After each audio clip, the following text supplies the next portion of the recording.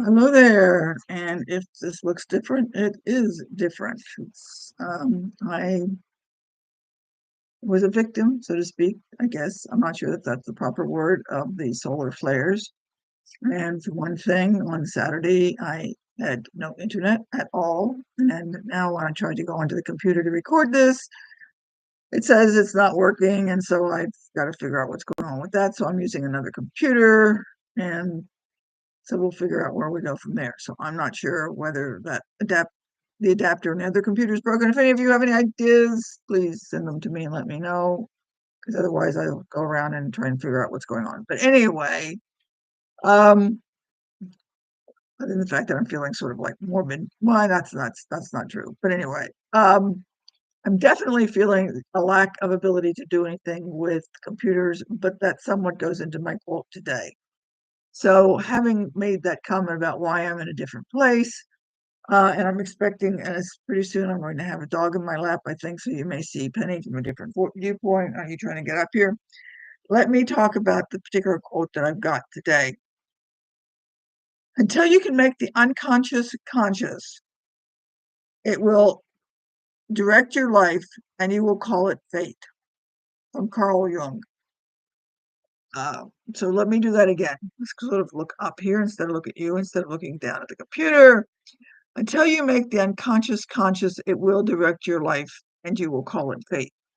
The idea is that what a lot of people say is fate is actually something that they've decided in their own head because of their own particular preferences. Now, before you go on and say, yeah, let's talk about this for a minute. If you think in terms of your whole entire life, let's just suppose for the sake of argument, you're 35. You could be 17, well, hopefully you're not 17 because I'll talk about 17, but anyway, you could be 40, you could be 20, whatever.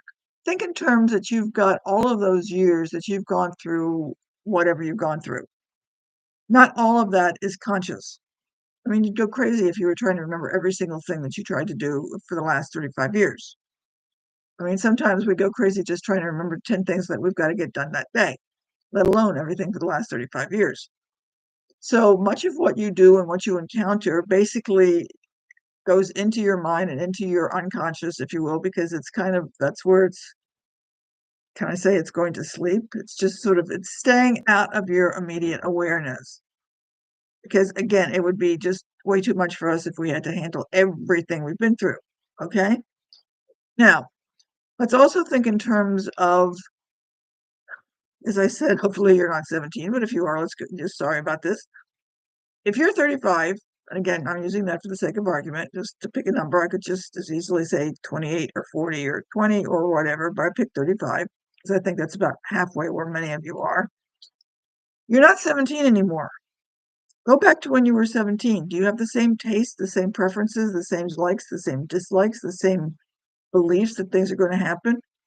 My guess is that when you were 17, you had the idea of, in a sense, about how the world should work and what was going to be right and wrong and how you were going to behave and what the things you were going to do, and things just probably didn't work out that way. Now, did they?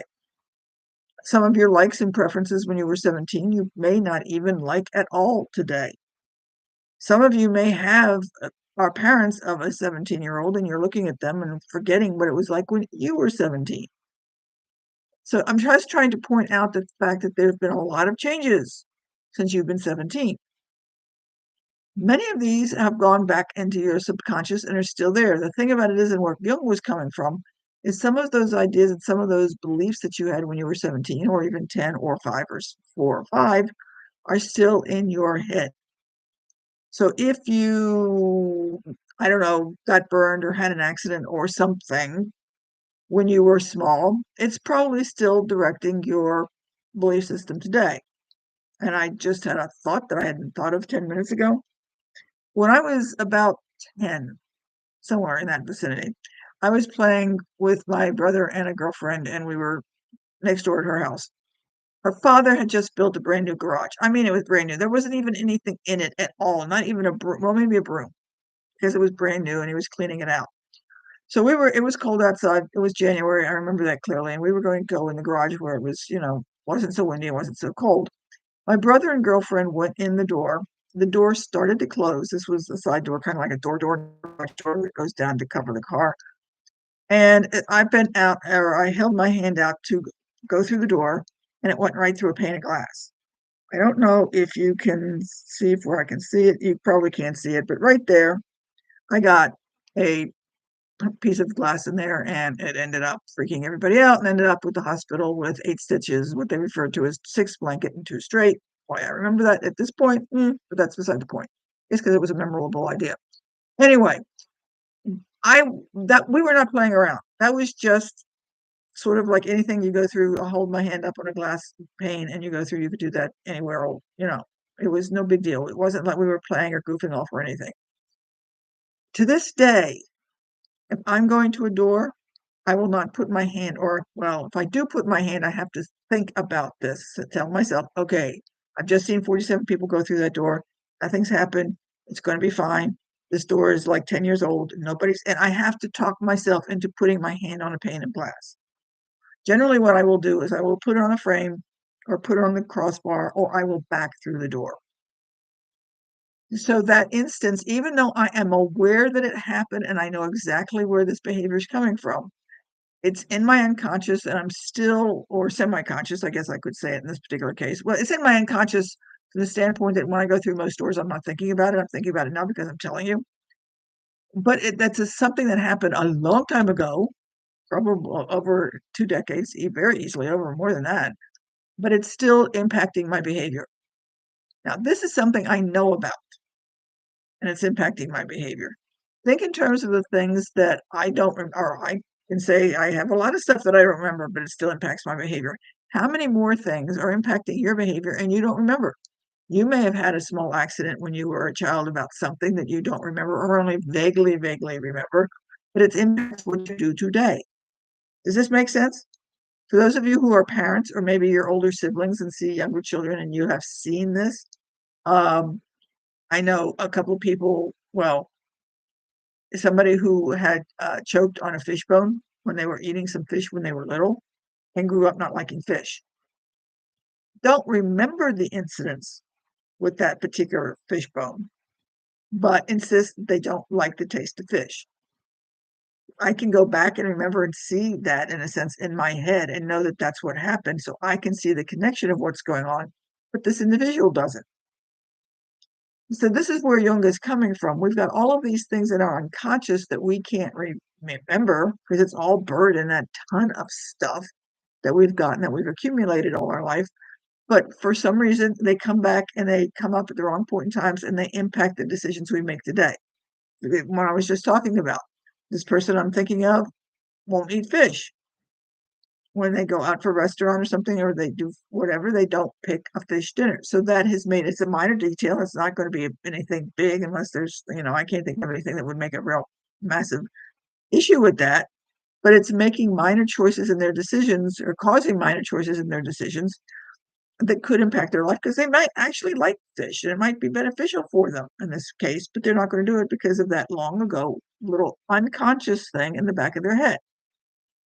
In my case, I know my reaction to a pane of glass, and I could tell you and give you the whole story, which I just did, when I become aware of it. But I just go through doors, and I don't think about it until every once in a while something comes up and it's like, oh, yeah, that's right. And I still do it. But what I'm coming for here and what Jung was coming for, I believe, is the idea that we've got a lot of these things in there that dictate where we're going and the decisions we make. So, for example, again, coming back to school because I'm a teacher. How many of you are going to say, I can't go to school because I'm not good at school, or I can't do math, or I can't do this, or I can't do that, which is going back to something that happened way back when in ancient history. So maybe you had a lousy math teacher or some such thing like that. You did poorly at something. That doesn't necessarily mean that that's still existent. So just because you messed up when you were 17, it could have been a lack of interest. It could have been that you were thinking about, well, basically a lack of interest. Maybe you weren't doing well. All sorts of things could be going on. And you're acting and making choices based on what you thought was true when you were whatever age you were, whether that be 10, 12, 16, 20, whatever. So you're making choices based on things that are dictating your life from long ago, which probably are no longer true. Because I would be willing to bet that most of you have done things recently recently within the last year or two that you would never have thought about doing when you were 17 or 15 or 10. Some of you are eating things that you think are absolutely fantastic that you would never have eaten when you were 15. If you know anybody that knew you when you were 10, and how many times did you say, "I'm not gonna eat that, that's gross," and now you love it. Now those are the things that have changed and you've adapted to it, but I'm asking you to think in terms of how many of those things that you said you didn't like, that you didn't like then, but they're still dictating your life now. So that when you stop and think about, "Oh, gee, I would like to go to school, or I would like to start a job, or I would like to do this, or I would like to do that. No, I can't because I can't do that."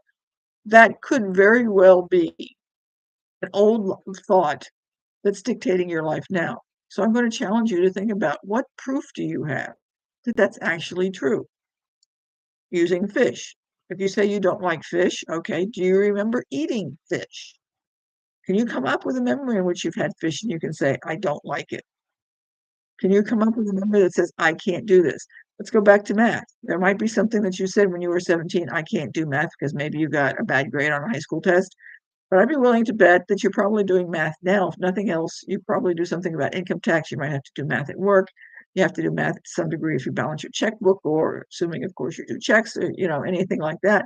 You're probably doing things with math that you don't even think about anymore. If you're saying I can't do algebra, if you've ever figured out, calculated your gas mileage, that's algebra, folks. We can go into that later, but I just realized the time, so let me put an end to it. So all I'm going to say this for you now is to think about this week about how many things you're telling yourself you can't do, and give some thought to why do you say that? Can you come up with a valid reason about why you can't? Do you have solid proof that says I can't do this? I can't be 20 anymore, but that's sort of like because I'm definitely not 20. Okay, there's a difference. But to say I can't do math, or I can't, do that or the other, that could be something that's in the back of your head from a long ago, far away thing that's no longer true. Okay, does that make sense? Sorry about this taking it for so long. I got slightly carried away because I thought of a couple stories, but hopefully that makes sense. And maybe we'll see you next week at my normal computer, and maybe we won't, but we will see. So think about it, and I hope this made sense. Share it with somebody, and let me know what you think and anything that you can come up with, and share your stories. I'd appreciate it. So with that in mind, I'm going to say bye, and we'll see you next week. Bye.